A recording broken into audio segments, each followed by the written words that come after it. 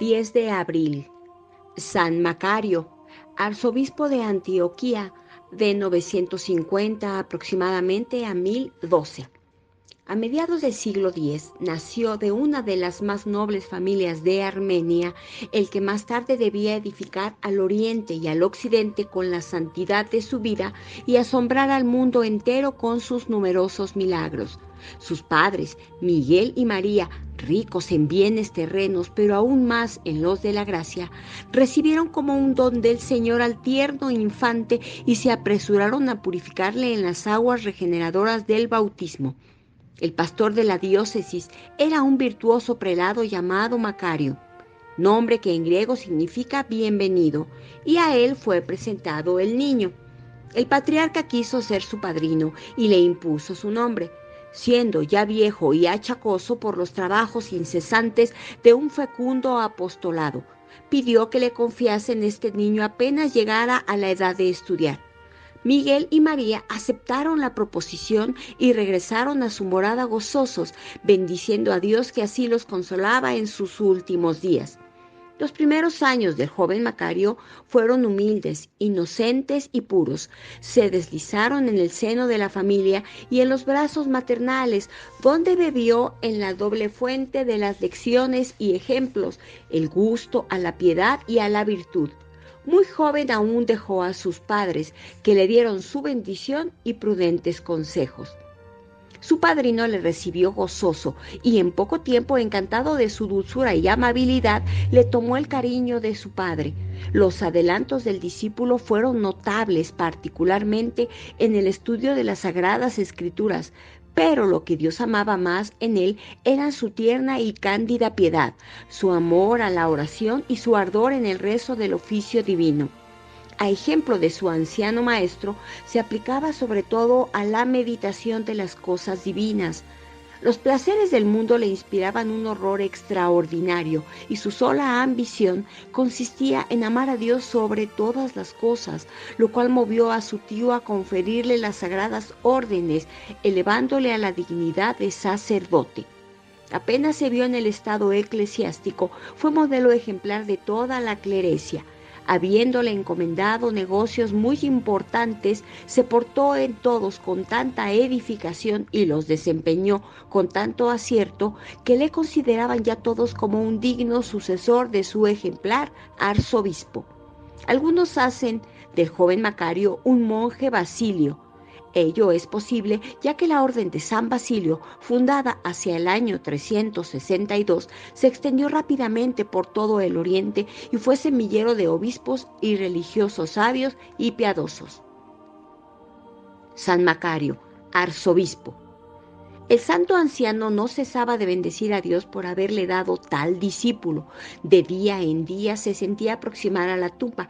Pronto tendría que dejar su querido rebaño y quería escoger un digno sucesor. El joven Macario había crecido en edad y en santidad y sobre él recayó la elección del arzobispo. Por orden de éste se congregó el pueblo en el templo. El discípulo, no sospechando nada, acompañó como de costumbre a su venerado maestro. Reunidos todos los fieles esperaban en silencio que el pastor tomase la palabra. Lo hizo en estos términos: Hermanos muy amados en Cristo, ha llegado para mí la hora de volver a Dios, de dejaros en esta tierra. Solo tengo un deseo al morir y es el de daros por pastor un digno ministro de Jesucristo. Vuestra elección es libre y no quiero ejercer con respecto a ella la menor sombra de presión. Con todo, permitid que os recomiende a quien a mi lado ha crecido. No pudo terminar. El pueblo, que primero lloraba pensando en la separación de su padre, se consoló al pensar le sucedería su discípulo. Sí, dadnos a Macario por pastor, exclamaron con voz unánime, solo a él le queremos. No fue tan fácil lograr su consentimiento como lo había sido conseguir la aclamación de la clerecía y del pueblo. Cuanto más le deseaban los otros por arzobispo, más indigno se juzgaba él de aquella dignidad. Pero al fin, habiendo muerto el santo viejo, se vio precisado Macario a rendirse a las disposiciones del cielo. Fue consagrado y colocado en la silla arzobispal con universal aplauso. Esta dignidad no le enorgulleció. Siguió mostrándose sencillo y procurando por sus delicadas atenciones, su mansedumbre y su humildad, hacer olvidar la alta dignidad que le habían elevado y que tanto ofendía a su modestia. Dios, cuando creó al corazón del hombre, ha dicho Bossuet, lo primero que en él puso la bondad. Esto es, en efecto, el carácter principal de Macario. Los pobres acudían a él confiadamente y nunca los despedía con las manos vacías. Consolaba a los afligidos, curaba todos los dolores con el bálsamo de sus oraciones, apaciguaba las disputas y reconciliaba entre sí a los que antes se odiaban.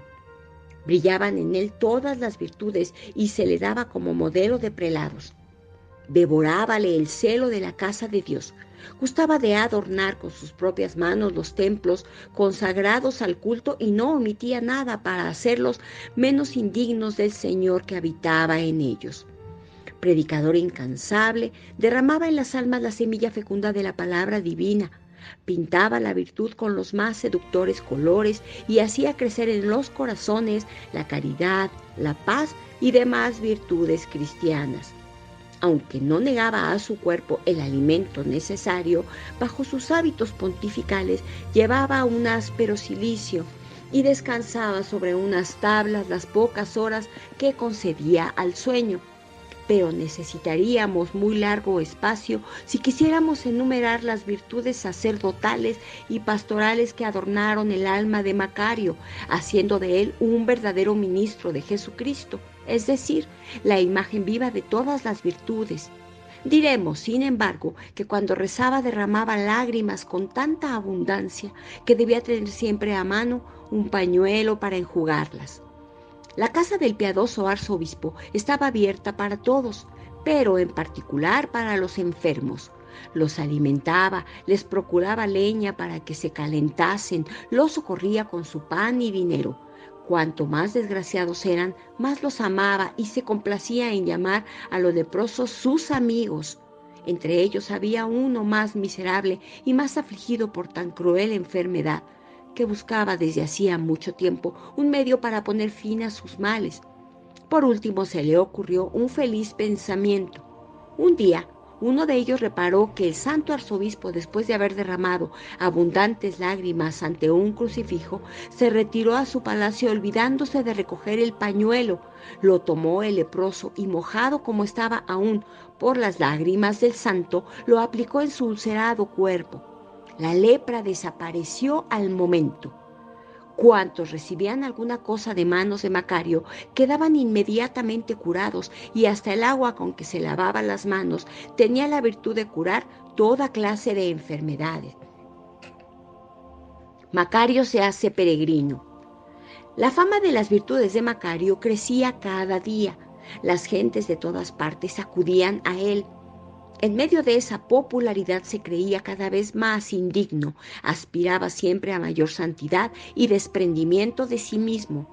Cuando vio que en su ciudad arzobispal le veneraban como santo, comenzó a mirarse con tedio y con horror. Habiendo dado a los pobres todo lo que tenía, renunció a su dignidad pontifical e hizo nombrar sucesor suyo a Eleuterio, hombre piadoso y venerable. Luego abrazó la ruda profesión de peregrino y mendicante, llevando consigo a 4 amigos tan notables por su piedad como por el deseo de la perfección. Libre ya de todo y hecho pobre voluntario, a ejemplo de Jesucristo, lo abandonó todo. A pesar de las lágrimas de su querido rebaño, siguiendo la inspiración del cielo, emprendió el viaje para visitar la tierra privilegiada donde el Divino Maestro se revistió de nuestra carne y pasó su vida mortal.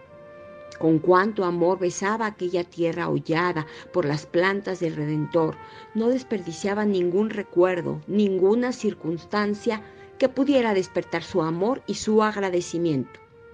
Comenzó por Cafarnaúm, la primera ciudad que tuvo la dicha de oír la palabra del Divino Maestro y a la que el evangelista llama la ciudad de Jesús. Luego pasó a Naín, donde fue resucitado el hijo de la viuda, a Caná, en donde se cambió el agua en vino, a Nazaret, en donde la Virgen María concibió a su divino Hijo y transcurrieron los primeros años del Salvador junto a María y a José. Veneró todas las cenizas de San Juan Bautista, de Eliseo y de Abdías, y lloró los pecados de los hombres en la roca en que Amós lamentaba en otro tiempo los extravíos del pueblo de Israel. No podía alejarse del huerto de Getsemaní. Le parecía ver aún a la víctima divina bebiendo el cáliz de la amargura y sudando gotas de sangre por nuestros pecados.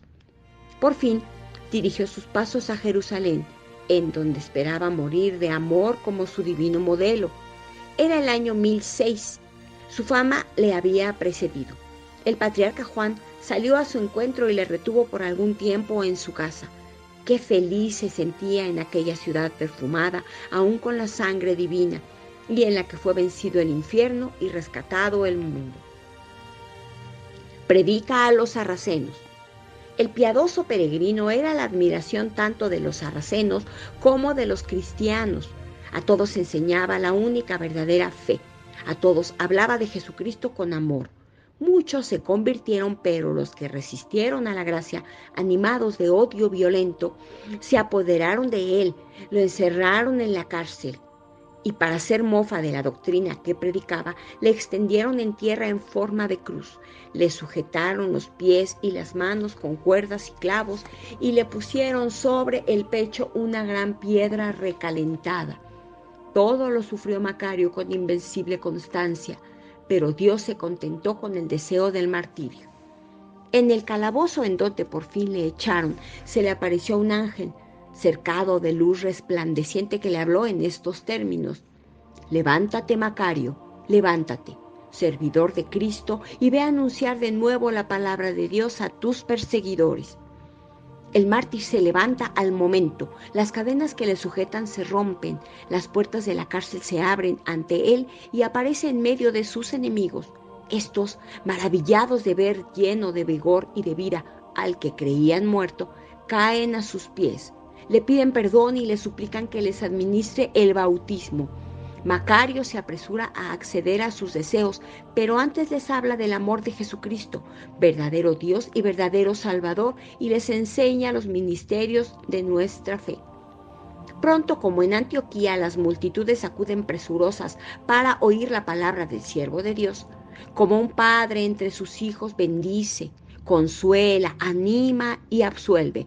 Una palabra suya, una oración, una ardiente ejaculatoria de amor divino le bastan para curar todas las enfermedades que se presentan a su paso. Un día, cuando nuestro santo anunciaba la palabra de Dios, vio venir hacia él a un noble anciano sarraceno, sordo y mudo desde los 9 años. Además tenía secos los dedos de la mano derecha. Movido a compasión, Macario hizo oración por él y al momento quedó completamente curado. Este milagro convirtió a gran número de infieles que lloraban sus pecados y recibieron el bautismo. Pero en medio de esta admiración universal, la humildad de Macario sufría, y por esto buscó el santo un lugar solitario donde pudiera entregarse a la penitencia. Las ovejas en busca del pastor. Milagros. Entretanto, en Antioquía se inquietaban por la prolongada ausencia del santo arzobispo.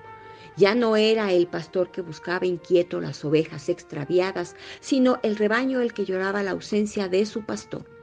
Los parientes de Macario enviaron en su búsqueda emisarios con orden de traerle con súplicas o a la fuerza.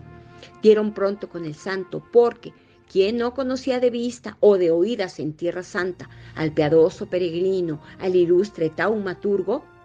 Pero ni los ruegos ni las amenazas pudieron convencerle. En vano le hicieron ver los impacientes deseos de sus ovejas, las lágrimas de su familia, la inconsolable tristeza de sus amigos. Todo fue inútil. El hombre de Dios no quiso seguir más que la inspiración de su divino maestro. Llegaron a emplear las amenazas y hasta la violencia, pero Dios, que desde lo alto del cielo velaba sobre su servidor, hirió la ceguera de los atrevidos que osaron tocarle para tomarlo y llevárselo. Estos, reconociendo su culpa y humillados, no osaron quejarse, pero el santo arzobispo, olvidando la injuria que le habían hecho, hizo el signo de la cruz sobre sus ojos y los curó al instante. Díjoles entonces: id ahora y decid al pueblo de Antioquía que no llore más a su pastor, que pronto dejará la tierra por las alegrías de la patria celestial, desde donde velaré por él y le bendeciré. Macario continuó su camino, bendiciendo a Dios, hablando de Cristo a cuantos veía y curando a los enfermos que a él se presentaban. Un día encontró a varios cristianos que iban a Jerusalén, llevando consigo a un pobre ciego. El santo peregrino se acercó a éste y le dijo: ¿a dónde vas? A Jerusalén, si Dios quiere. Macario se echó a llorar, pidiendo a Dios se apiadara de aquella pobre criatura. Hermanos, dijo a los peregrinos, invocad conmigo al Señor. Ya sabéis que ese Dios bondadoso se halla siempre en medio de los que se reúnen en su nombre. Cristo, luz verdadera, está pues en medio de nosotros y nadie puede tener los ojos cerrados mientras esta luz benéfica derrama sus rayos esplendorosos. Todos se arrodillaron y en ardiente oración brotó de sus corazones y los ojos del ciego se abrieron, pero al mismo tiempo que la luz material recibió en su alma las luces divinas de la gracia, lleno de amor y agradecimiento por Cristo, apresuró su viaje al Santo Sepulcro y como en otro tiempo San Juan llegó el primero de todos sus compañeros. El arzobispo prosiguió su camino por tierras áridas y bajo un sol ardiente. La sed devoraba a sus acompañantes, que no encontraban en el camino ni rastro de arroyo o fuente. Después de haber excavado en vano la tierra en diferentes sitios por ver si hallaban agua, se tendieron en la arena aguardando la muerte, lo cual, visto por Macario y movido a compasión, les dijo: hijos míos, nada puede faltar a los que temen a Dios y en Él confían. Los que están sedientos tendrán agua en abundancia, y los que creen se saciarán en la fuente del agua viva. Hizo al mismo tiempo la señal de la cruz en la tierra con su crucifijo y el agua brotó al instante. Dios permitió que el manantial no se secase nunca para perpetuar en los siglos venideros el recuerdo de su piadoso servidor. San Macario en Occidente. Animado por el deseo de visitar los lugares de Occidente embalsamados por la vida de muchos santos, Macario se embarcó, atravesó el Epiro, la Dalmacia y hasta llegó a Baviera y de ahí a Flandes, después de haber pasado por Maguncia, Colonia, Malinas, Cambrai y Tournai. Enumerar todos los milagros que hizo durante este largo viaje sería imposible. Parece que Dios se complacía en señalar cada una de sus jornadas con alguna nueva maravilla. En Baviera curó de un mal incurable a la esposa del señor Adalberto, que le hospedó en su casa. En Colonia devolvió la salud a su huésped, que sufría de lamparones. En Malinas apagó un violento incendio que amenazaba a una iglesia vecina y tal vez a la población entera. En Maubeuge, en donde permaneció por algún tiempo para rezar junto a las reliquias de Santa Aldegunda, un sirviente de su huésped, habiéndose burlado afrentosamente de la actitud respetuosa del dueño de la casa, quedó cubierto repentinamente de lepra. En Cambrai se abrieron ante él las puertas de la iglesia de Nuestra Señora, de la cual le había arrojado el sacristán. En Tournai apaciguó una revuelta tan impotente que no le habían podido dominar los soldados del conde Balduino. Ya hacía mucho tiempo que el santo peregrino soportaba las fatigas de aquel largo y penoso viaje, cuando llegó al monasterio de San Babón, en Gante, en el año 1011. Ahí, como en todas partes, se extendió la fama de su santidad.